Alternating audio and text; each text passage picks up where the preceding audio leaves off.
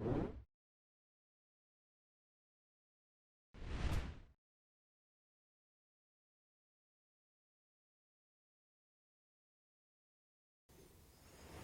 our team is together in any capacity, you'll almost always hear a coach reinforce a word missed by a player or correct a phrase being said incorrectly. We use language to gain a competitive advantage and also to teach our team the value of cohesiveness. Welcome to the McNeilly Markup. I'm Jamie McNeilly. Let's take a peek at how language impacts our program and almost everything we do as a team. Language is a connector. The strongest basketball programs constantly work towards shared goals. One of the biggest indicators of a cohesive program is uniformity in language. This gives players and staff a firmer foundation to stand on and subsequently increases the program's learning efficiency. We've been very intentional with the use of language in our program. It is strongly encouraged to become as familiar as possible with our language upon arrival. We use language as a separator in our program.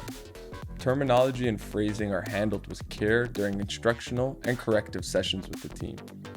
Learning the words we use is a part of our development process within our program.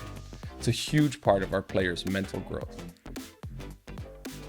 The words we use to describe the areas on the court are usually unique to goals our program wants to accomplish. Everyone on staff and all players must refer to spots on the floor in the same manner. This also pertains to asking questions or commenting on anything pertaining to those spots on the floor. There's a lot of correction or positive reinforcement during active practice on how players need to be phrasing comments and/or questions. Ultimately, the goal here is to integrate a common language as seamlessly as possible. Throughout our office space, we put up wallpaper with phrases and sayings regularly used within our program. We try our best to group similar basketball phrases and words into simple and accessible categories that everyone could use.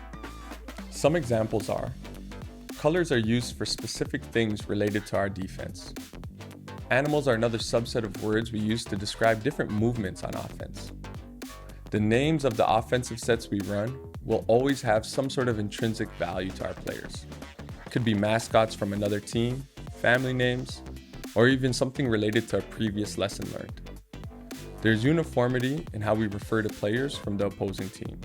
They will always be referred to by their jersey number as opposed to their last name. We even encourage uniformity in how players shorthand notes.